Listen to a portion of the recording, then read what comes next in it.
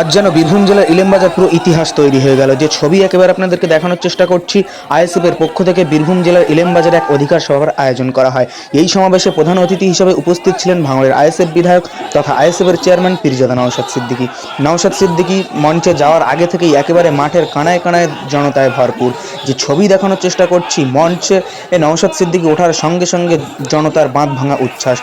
একেবারে কিন্তু হাজারে হাজারে মানুষ আজ এই সমাবেশে উপস্থিত হয়। প্রিয় নেতা নওশাদ সিদ্দিকী সেখান থেকে কি বার্তা দেবে, সেই বার্তা শোনার জন্য হাজারে হাজারে মানুষ অপেক্ষা করতে থাকে। নওশাদ সিদ্দিকী মঞ্চে এসে 2026 নির্বাচনকে সামনে রেখে কি বক্তব্য রাখলেন সেটা আপনাদেরকে সরাসরি শোনানোর চেষ্টা করব। আমাদের চ্যানেল নতুন হলে চ্যানেলটি সাবস্ক্রাইব করুন, ফেসবুক পেজে দেখলে পেজটি ফলো করবেন, ভিডিওটি প্রচুর পরিমাণে আপনারা শেয়ার করে ছড়িয়ে দিন। আজ ফুরফুরা শরীফ থেকে বীরভূম জেলার মাটিতে ছুটে যায় নওশাদ সিদ্দিকী। বীরভূম জেলার ইলেমবাজারে নওশাদ সিদ্দিকী যাওয়ার সাথে সাথে হাজারে হাজারে মানুষ কিন্তু আজ এই সভায় উপস্থিত হয়। দর্শক সরাসরি দেখতে থাকুন নওশাদ সিদ্দিকী আজ এখান থেকে কি বার্তা দিলেন, আপনারা শুনতে থাকুন এবং ভিডিওটি আপনারা প্রচুর পরিমাণে শেয়ার করে প্রত্যেককে দেখার সুযোগ করে দিন।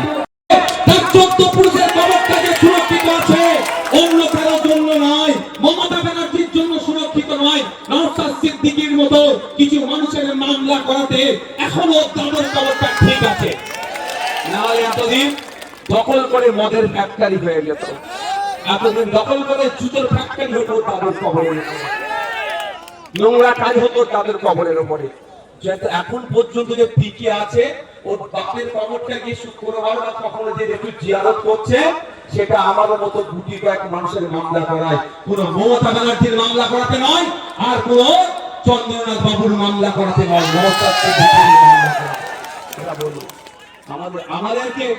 আমাদেরকে কালিমালিপ্ত করার চেষ্টা করছে। কিন্তু প্রশ্ন আমার এখানে, একজন বিধায়কের মাস গেলে 1,21,000 টাকা সম্মানী ভাতা পায়, আর চালুদা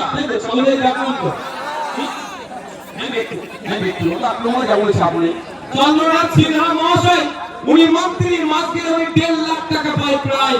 তো উনি মাস গেলে 1.5 লাখ টাকা পায়, উনি এখানকার সংখ্যালঘু সমাজের ভোট না পেলে উনি বিধায়ক হতে পারতেন না, আর বিধায়ক না হলে মন্ত্রী তো দূরের কথা, খুঁজে ওঠে না।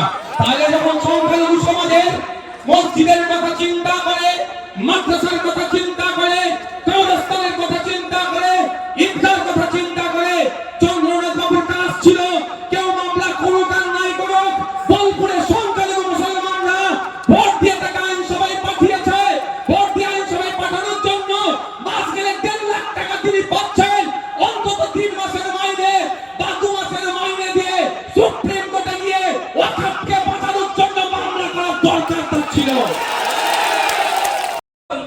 আপনাদের জেনে রাখা দরকার, হসপিটালে আপনার বাড়ির যখন মহিলারা ট্রিটমেন্ট করতে যেত না, ওই ওটি অপারেশন থিয়েটারের মধ্যে ঢুকতো, ওখানে ওরা মৎসব করত। আপনার বাড়ির কোনো মহিলা মারা গেছে, মর্গে লাশ আছে, ওই অপদার্থ অমানুষগুলো ওই মহিলাগুলোর সাথে খারাপ কাজ করত, ভিডিও বানাতো, বিদেশের মার্কেটে বিক্রি করত, আর আপনার বাড়ির মেয়ে তিলোত্তমার প্রতিবাদ করেছিল। ওটা জানতে পেরে গিয়ে যখন প্রতিবাদ করেছিল, ওরা ভয় পেয়ে গিয়েছিল, ওই জন্য তাকে খুন করে ধর্ষণ করানো হলো। কেন ধর্ষণ করানো হলো আমরা সকলেই জানি। কোন জায়গায় যদি একটা মার্ডার হয়, আগে আমরা কি বলি, আরে কি কারণে মারলো লোকটাকে, কারণটা কি খোঁজার চেষ্টা করি মার্ডার হলি। তো এটা আর মার্ডার করেছে, ওইটা জেনে গিয়েছিল, প্রতিবাদ করেছিল বলে, কিন্তু মার্ডারের মাইন্ডকে ডাইভার্ট করার জন্য ওকে ধর্ষণ করানো হলো। তো যতদিন না তিলোত্তমা ও বিচার পাচ্ছে, আপনাকে আমাকে কিন্তু চুপ থাকলে হবে না, তাহলে আপনাকে আমাকে পরের প্রজন্ম আর ক্ষমা করবে না। কারণ তিলোত্তমা আপনার জন্য লড়াই করেছিল। হসপিটালে ডুপ্লিকেট ঔষধ চলতো, হসপিটালে যে আপনার স্যালাইন গুলো ছিল ডুপ্লিকেট থাকতো, হসপিটালে অন্যায় হতো, আর হসপিটালে ট্রিটমেন্ট করতে আপনারাই যান। তাই আপনাদের জন্য প্রতিবাদ করেছিল, ওকে খুন হতে হয়েছিল। ওর পরিবার যাতে নাই পায়, আপনাকে আমাকে সে প্রতিবাদ চালিয়ে যেতে হবে। কিন্তু এই প্রসঙ্গে আমি একটা, আজকে নাকি শুনছি শুভেন্দু অধিকারী মহাশয় নাকি বীরভূমে এসেছেন, কোথাও একটা কে পোস্ট করেছে। আমি শুভেন্দু অধিকারী মহাশয় দেখবেন স্টেজে উঠে একটা ডায়লগ আজকে দেবে, কি হিন্দু হিন্দু ভাই ভাই, এই ডায়লগটা দেবে। এতে আমি বলবো একটা কথাই, ও হচ্ছে পাক্কা রাজনীতিবিদ। কেন বলছি শুনেন, আমি শুনেছি ওনার আছে কি বলে ওটাকে, পাম্প আছে। তাহলে পাম্পের সামনে তো লিখে দিতে পারে হিন্দু হিন্দু ভাই ভাই, মুসলমানের জন্য তেল বিক্রি নাই। তখন লিখছে না, মুসলমান বাইকলাও ঢুকছে তেল ভরছে, মুসলমান হিন্দু বাইকলাও ঢুকছে তেল ভরছে। ব্যবসার বেলায় খুব ভালো বুঝে যায়। তারপরেও আমি বলছি, তিলোত্তমার ধর্মীয় পরিচয় দেখে আমরা আন্দোলন করিনি। পশ্চিম বাংলায় যদি কোন রাজনৈতিক দল থেকে থাকে, সব থেকে বেশি তিলোত্তমাকে নিয়ে প্রতিবাদ করেছে, সব থেকে বড় জমায়েত করেছে, সেটা ভাঙড়ে তিলোত্তমাকে নিয়ে সব থেকে বড় র্যালি আমরা এবার করেছিলাম। আর ইন্ডিয়ান সেকুলার ফ্রন্ট গত দিনও পর্যন্ত তিলোত্তমাকে নিয়ে প্রোগ্রাম চালিয়ে যাচ্ছে, আগামীতেও চালিয়ে যাবে যতদিন না বিচার পাবে। কিন্তু কোন ধর্ম দেখে আমরা প্রতিবাদ করিনি। হিন্দু হিন্দু ভাই ভাই বলা হচ্ছে, তিলোত্তমা এতদিন বিচার পেল না কেন? বিচার যাতে পাই তার জন্য সিবিআইয়ের হাতে মামলা ছিল। সিবিআই কে দায়িত্বে থাকে? সিবিআই কার দায়িত্বে থাকে? সেন্ট্রালের দায়িত্বে থাকে, সেন্ট্রাল হোম মিনিস্ট্রির দায়িত্বে থাকে। সেন্ট্রাল হোম মিনিস্ট্রি সামলাচ্ছে আপনার অমিত শাহজি। তাহলে সিবিআইয়ের হাতে মামলা যাওয়ার পরেও তিলোত্তমার পরিবার নাই পেল না কেন? এটা আপনাদের জেনে রাখতে হবে। এই খুনের সাথে তৃণমূলের পরিবারের দামাল ছেলেরা জড়িয়ে আছে। আর তৃণমূল পরিবারের দামাল ছেলেগুলোকে বাঁচানোর জন্য বিজেপি সহযোগিতা করছে বকলমে। হিন্দু হিন্দু স্লোগান দিচ্ছ, তিলোত্তমার মা বাপটাও কিন্তু হিন্দু, এখনো বিচার পেল না কেন? এই প্রশ্ন আমাদেরকেই করতে হবে, অন্য কেউ করুক আর নাই করুক। আমরা কিন্তু ধর্ম দেখে প্রতিবাদ করি না, কিন্তু প্রশ্ন তো শুভেন্দু বাবুকে করতে হবে। ইচ্ছা করে তৃণমূল গাড্ডায় পড়লে বিজেপি তাকে সহযোগিতা করে, বিজেপি গাড্ডায় পড়লে তৃণমূল তাকে সহযোগিতা করে। আপনারা ভুলে যাচ্ছেন মহাকুম্ভে যে বিপর্যয় হয়েছিল, দোষ ছিল সরকারের, যোগী আদিত্যনাথের দোষ ছিল, বিজেপির দোষ ছিল। পার্লামেন্টে যখন আলোচনা হচ্ছে, আলোচনা করার দাবি তুলেছে, আলোচনা করলো না। যখন বিজেপি ব্যাক ফুটে জবাব দিতে হবে যে এত প্রায় 5,000 কোটি টাকার প্রজেক্ট, তারপর ওখানে ধর্মপ্রাণ হিন্দু ভাইরা গিয়ে আক্রান্ত হলো কেন, মারা গেল কেন, ক্ষতিগ্রস্ত হলো কেন? যখন পার্লামেন্টে এটা নিয়ে চর্চা করার কথা বলছিল, যখন তৃণমূল চাপে, বিজেপি যখন চাপে পড়ছিল, মমতা ব্যানার্জির দলের এক এমএলএ এমপি চলে গেল কুম্ভে গিয়ে স্নান করে বলল এর থেকে ভালো কুম্ভের আর আয়োজন কেউ করতে পারবে না। মানে বিজেপিকে ক্লিন চিট দিয়ে দিল। তৃণমূল গাড্ডায় পড়লে বিজেপি ক্লিন চিট দেয়, আর বিজেপি গাড্ডায় পড়লে তৃণমূল ক্লিন চিট দেয়। আপনাদের বুঝতে হবে বিষয়টাকে। দেখ বন্ধুগণ, আমি বক্তব্য দীর্ঘায়িত করব না, কটা বাজে? হ্যাঁ, তবে আমি আপনাদের কাছে একটা অনুরোধ করব। আপনাদের কাছে, হিংসা দিয়ে হিংসাকে রোধ করা যায় না। কেউ যদি বলে আপনার একটা চোখ তুলে নেব, তার পরিবর্তে যদি আপনি তার চোখ তুলতে চান, তাহলে পৃথিবী একদিন সবাই অন্ধ হয়ে যাবে। অনুরোধ একটাই করব, অনেক ধমকাবে চমকাবে, ধমকানো চমকানোকে পাত্তা দেওয়ার দরকার নেই। সংবিধানটাকে মজবুত করে ধরুন। আমাকে অনেক আটকাবার চেষ্টা হয়েছে, আমার নামে প্রায়, আমাদের জন্য প্রায়, আমার নামে প্রায় 20টা মামলা দিয়েছে, কিন্তু আমি মাথা নত করিনি, আমাকে কেউ আটকাতে পারেনি। কেন বলুন তো? আমি সংবিধানটাকে আঁকড়ে ধরে চলছি। তাই আপনাদের অনুরোধ করব, একদিকে বোমগুলি পিস্তল থাকতে পারে, একদিকে গুন্ডা মস্তান থাকতে পারে, একদিকে সমাজ বিরোধীরা থাকতে পারে। আপনি যদি সংবিধানকে শক্ত হাতে ধরে রাখতে পারেন, এই গুন্ডা মস্তান সমাজ বিরোধীরা ধ্বংস হয়ে যাবে। আপনাকে কেউ হিলাতে পারবে না, আপনাকে কেউ আটকাতে পারবে না। তাই অনুরোধ করছি বন্ধুগণ, অনেকে অনেক চেষ্টা করে। এই বকটুয়ে আমি এসেছিলাম, কিভাবে খুন করলো, কারা খুন করলো, আর কারা জেল খাটছে দেখুন। ওই ফাঁদে আপনারা পড়বেন না। প্ল্যান মাফিক আপনাদেরকে ধ্বংসের দিকে ঠেলে দেওয়া হচ্ছে। দেখুন লড়াই কোথা হচ্ছে, আদিবাসী পাড়াতে লড়াই হচ্ছে, মুসলিম পাড়ায় লড়াই হচ্ছে, দলিত পাড়ায় লড়াই হচ্ছে, পিছড়ে বর্গের মানুষের এলাকাতে। আর ধ্বংস হয়ে কবরে শ্মশানে এই গরিব মানুষগুলো যাচ্ছে। আমি আপনাদের কাছে অনুরোধ করব যে হিংসাতে আপনারা জড়াবেন না। ভারতবর্ষের সংবিধান অনুযায়ী চলুন। ইলেকশন কমিশন অফ ইন্ডিয়ার আপনারা ওয়েবসাইটে গিয়ে দেখতে পাবেন যে ওখানে 2200 থেকে 2500 রেজিস্টার্ড পলিটিক্যাল পার্টি ভারতবর্ষে আছে। এটা মানে এটা বোঝা যাচ্ছে যার যে ইচ্ছা দল করতে পারে, যার যে ইচ্ছা আদর্শ নিয়ে এগিয়ে যেতে পারে, মানুষ যাকে চাইবে ভোট দেবে, মানুষ যাকে সংখ্যাগরিষ্ঠ ভোট যে পাবে সে সরকারে আসবে। আমার বলার বক্তব্য যে আপনারা লড়াইয়ে জড়িয়ে পড়বেন না। আপনারা একবার আইনসভার মধ্যে যদি যান বা বিভিন্ন জায়গায় দেখবেন সুজন চক্রবর্তী সিপিএম এর নেতা, দিলীপ ঘোষ তৃণমূলের নেতা, বিজেপির নেতা কুণাল ঘোষ তৃণমূলের নেতা, পার্থ চ্যাটার্জি তৃণমূলের নেতা, এরা একে অপরের এক জায়গায় বসে চা খাচ্ছে।